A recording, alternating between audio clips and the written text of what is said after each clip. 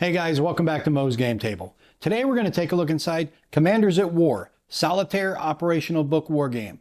Game 1, Stalingrad, Cauldron of Death. This is a game designed by Joe Fernandez and is published by Art of Wargames. As you've seen on the channel, I've already talked about several of Joe's games. He's got the Men at War series where you've got that small, tactical, old school style solitaire hex and counter war game. Now he's expanding into operational solitaire games. So same type of thing, it's small footprint, low counter density, games that can be played fairly quickly against an AI bot. This time though, operational. So I'm curious to see how this series works. So let's take a look at the back of the book and see what this game's all about. Commanders at War Stalingrad, Cauldron of Death is an operational level war game in the Commanders at War Solitaire Book War Game series. The player controls the German 6th Army during Case Blue, the 1942 Eastern Front offensive attempting to reach Russia's coveted oil-rich region. Standing in the way is the industrial city on the Volga River, Stalingrad. The stage is set for one of the most important and brutal battles in history. Players get a chance to recreate the titanic clash between Germany and the Soviet Union in a dynamic solitaire wargame with a challenging enemy bot opponent. Only 2d6 are required with minimal rolling. One roll resolves attack, defense, and potential events. Simple rules allow players to concentrate on gameplay while enjoying a deep and engaging solitaire operational wargame experience. Never in the history of warfare has there been so many great commanders fighting in a global war, masters of warfare, strategy, and tactics.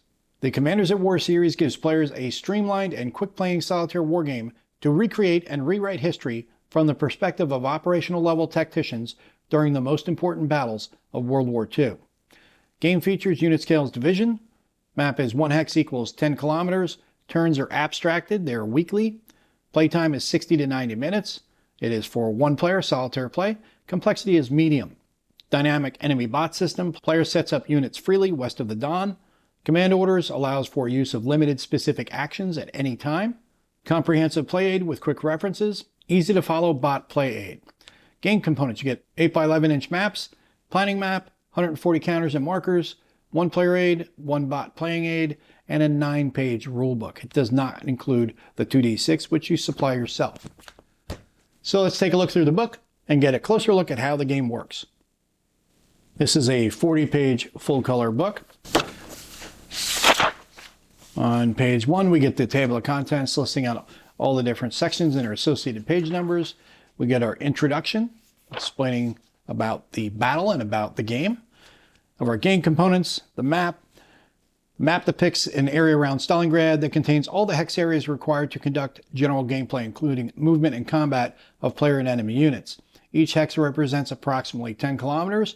There is an autumn and a winter map, which may be used interchangeably by the player. So it's going to be the same map, you just have an autumn and a winter map. You have your units, action points, enemy bot, your unknown markers, which all of this is going to look very familiar to people who have played the Men at War series. You're going to see very close similarities here. Setup for Case Blue and Operation Uranus and Winter Storm. Then we get into our sequence of play. Roll for initiative in Uranus only and weather. Then we have roll 1d6 plus 1 for command points. Place bot action of 4 during Uranus only. Move units, conduct attacks, commander orders. Check and mark out of supply units. Non-activated unit movement, 1 hex, no combat, no ZOC. Remove finished markers, and then start a new turn. Then we get into the commander's orders, initiative and turns, movement retreats, terrain effects, stacking, weather, events tables, and then combat with your combat sequence. You roll 2d6, color for the attacker, white for the defender. So it's pretty straightforward right there. Check events table if double 6s or double 1s. Add a d6 results to the combat factor of the unit involved, plus any DRMs, artillery, and or air support. Compare results and assign losses if applicable. Mark attacking units as finished. Move 1 hex units that did not activate. Move action point counter 1 space. Pretty straightforward, and again, very similar to what we see at the Men at War series and how the combat works. Pretty quick. Supporting attack, artillery, air support, zones of control, supply, airfields, replacements, and then optional rules. And then victory conditions for Case Blue and Uranus, and Winter Victory. Then we have the designer's notes, historical changes and adaptations, Stalingrad, Cauldron of Death, right up here. And then we get the mounting instructions and notes on page 10.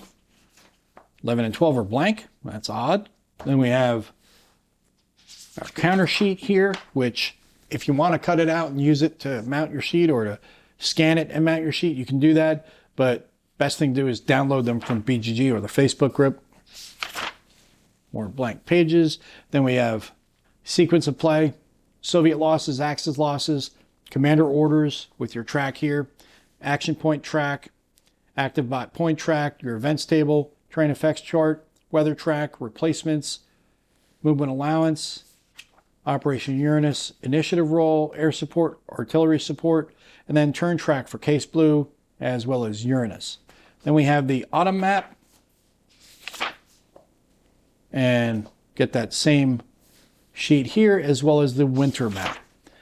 Then we have the bot posture for Case Blue and Uranus, the bot priorities, and then we get back into more of the same where we have the counter sheet if you needed another copy of the counter sheet.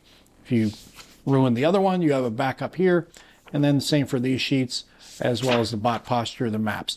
Pretty much what we see in the other books that he does. He always gives you at least 2 copies of everything, but I'd recommend not doing anything with the book itself. Don't cut up anything. Just download everything that you need from BGG or the Facebook group. So that is a look inside of Stalingrad Cauldron of Death. Everything looks very familiar for people who've played the Men at War series. It's not the exact same system, but it's very similar. So the crossover from one to the other is not going to be difficult at all.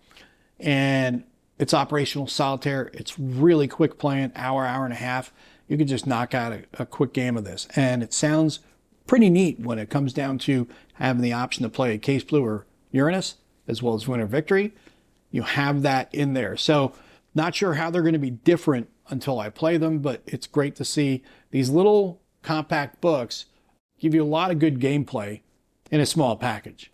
The one thing I saw, which everyone's going to comment on too, is, wow, there's a lot of blank pages. I'm not sure why that is. It could be the formatting through Amazon. That's something I'm going to ask Joe about, because that is kind of odd to have those blank pages in there. But again, we don't know how Amazon prints things out. It could be the way they do it. But either way, not a problem. And $20 on Amazon, you can go ahead and pick this game up right now and check it out if you are a fan of Eastern Front, especially those who are fans of playing Stalingrad war games. Well, I hope that helps you guys out if you've been curious about this one. If you have any comments or questions, post them down below. Thanks for tuning in, guys. See you next time.